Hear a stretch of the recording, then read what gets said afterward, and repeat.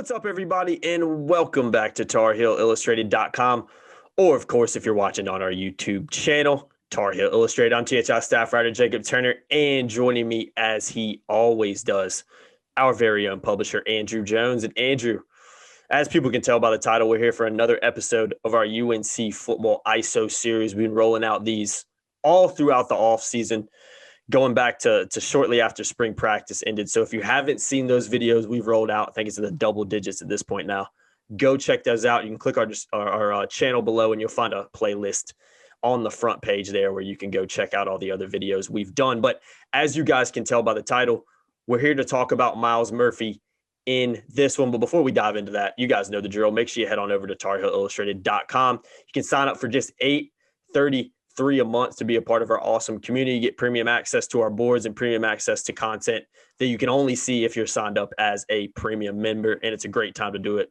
with all the recruiting stuff going on right now, because there's just so much of it going on and ahead of the offseason. We got something to say, AJ?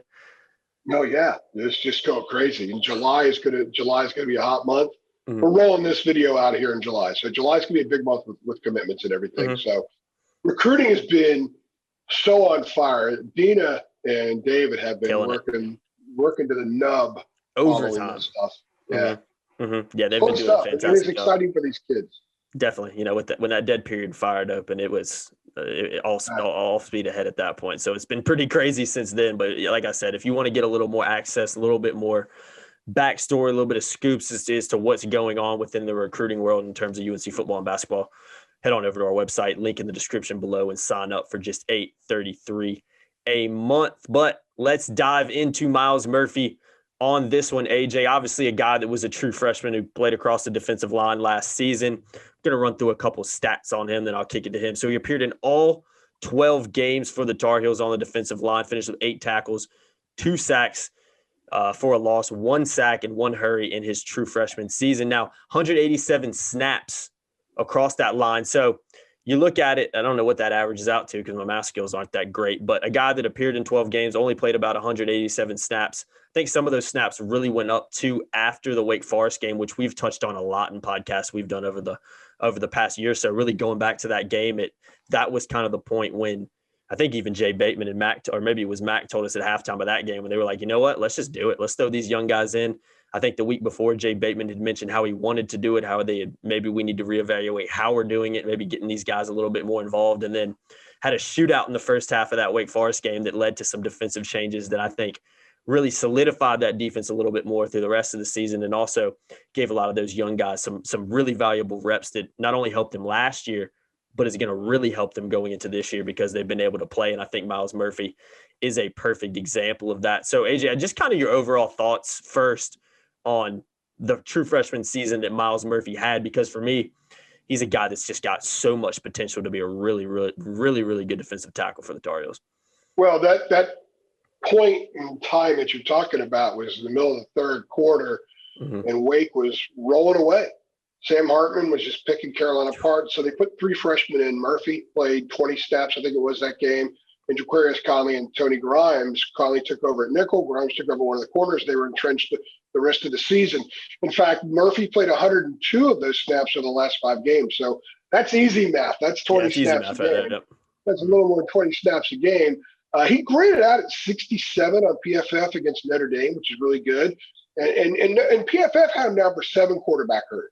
Mm-hmm. So PFF grades a little bit differently than maybe what would be the standard NCAA stats, ACC stats. So I'm going to go with the 7 quarterback hurries because I remember multiple times Myles Murphy being in the backfield, getting through the line of scrimmage, forcing a quarterback to move.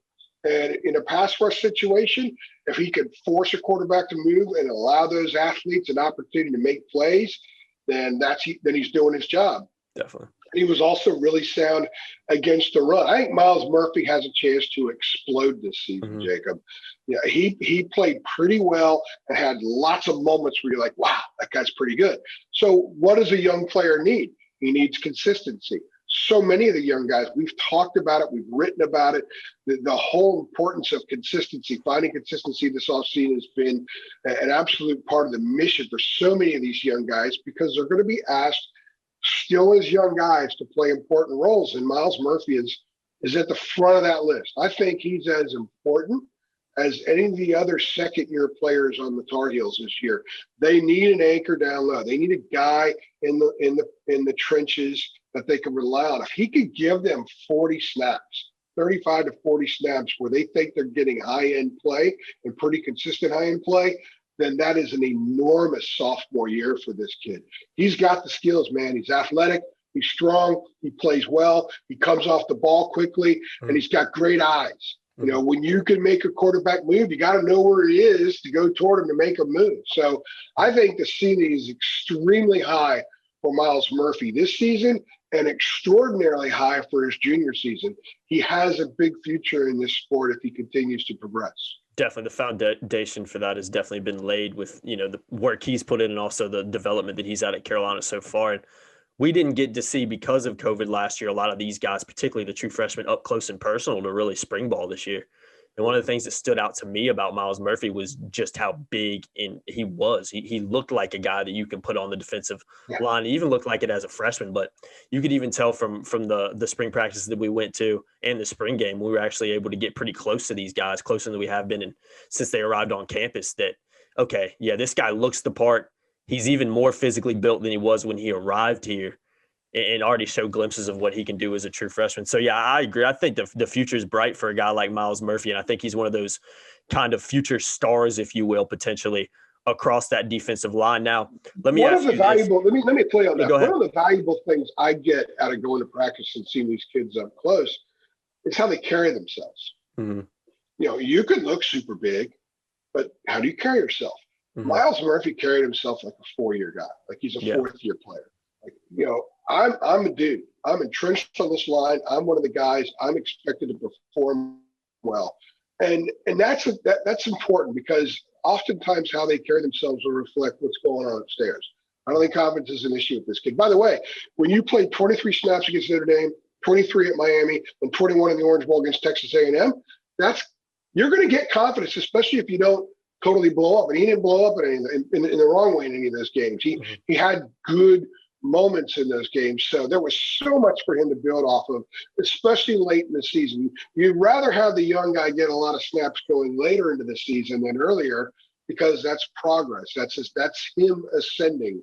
And he did that significantly. So anyway, you were going to ask another question. Yeah, no, I definitely agree with that. Last thing I want to ask you, like, kind of similar format. We've been following on a lot of these. If you guys have been watching, I think I already know the answer to this based on what we saw during the spring ball. But do you foresee Myles Murphy, a guy that's, you know, a first game of the season, starting across that defensive line? Yeah, right now I would project that. Now, I'm not there every day around what's going on. Things can change. When I project forward, I think two of the guys with a hand on the ground, the first offensive snap for Virginia Tech up in Blacksburg is going to be Ray Bahasic and Myles Murphy. Mm-hmm. So I do think Myles is that guy. I think that they've got a lot of depth. They've got a lot of talent. It's unproven. It needs to be more consistent. I don't know yet if the defensive line is ready to be a CFP defensive line. We'll have to see. That's an awfully big leap for that group to take from last year, but they've got more options. And, you know, if you have more options, it means you don't have to play guys more than they should. Remember Mac's first year, Aaron Crawford and Jason Sturbridge played ridiculous number of snaps. Every snap. Fox got a little bit of time. Taylor got a little bit of time to spell, but there wasn't any kind of depth. There was no real rotation process. Those guys basically played until they were exhausted. They got a little break and they went back on the field and got exhausted again. Mm-hmm. You're not going to see that now. You're going to see guys used more situationally, and you're going to see their snaps tempered throughout the course of the game. So they're fresh and they're ready to roll, maybe in a long series in the fourth quarter. I think Myles Murphy is going to be one of those guys that will have a hand on the ground early in the first quarter and a hand on the ground very late in the fourth quarter in a close game. Agreed. Yeah, I'm looking forward to seeing what kind of progress Murphy makes this season. Obviously, like we've talked about in this video, we've seen glimpses of it. We've seen what he can do in spurts last season, particularly towards the end of the year, where you mentioned he was playing a lot of snaps in some big games for the Tar Heels once they felt a little bit more comfortable with just rolling the younger guys out there. So, yeah, he's one of the guys I'm looking for to kind of say, okay, we know the potential's there. We've seen glimpses of what he can do. What kind of strides does he take his sophomore season? Because, yeah, he's a guy that I'm fully expecting, as we've kind of mentioned as well, junior season, really, okay, yeah, this guy's here and he's the real deal. So really big season coming up for Myles Murphy. And based on what we've seen, I think the groundwork's been laid and the potential is certainly there. And I'll tell you this for free. He definitely looks the part. Trust me on that. High expectations are totally justified. Yeah, 100%. I think, we talk about expectations with a lot of guys, but when you're talking about a guy like Murphy, justified, I think, is the right word because of, what we've seen him do already and just a physical specimen that he is. So, yeah, future's bright for a guy like Myles Murphy, and we'll see what kind of sophomore season he has for the Tar Heels. But I think if you're a Carolina fan, you should be really excited about how much better he can get and what kind of sophomore campaign he could have for UNC. But I think it's a good place to wrap this one up.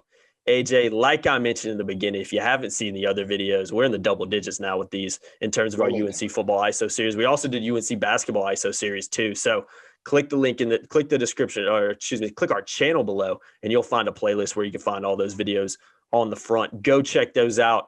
We're including photos and highlights if we have them from some of the open practices we went to back in the spring as well. So go check those videos out. But I've been Jacob Turner. He's been Andrew Jones. You guys know the drill. As always, like, share, hit the notification bell if you are a subscriber so you know every time we upload a video. And we see you guys in the next one. Thanks.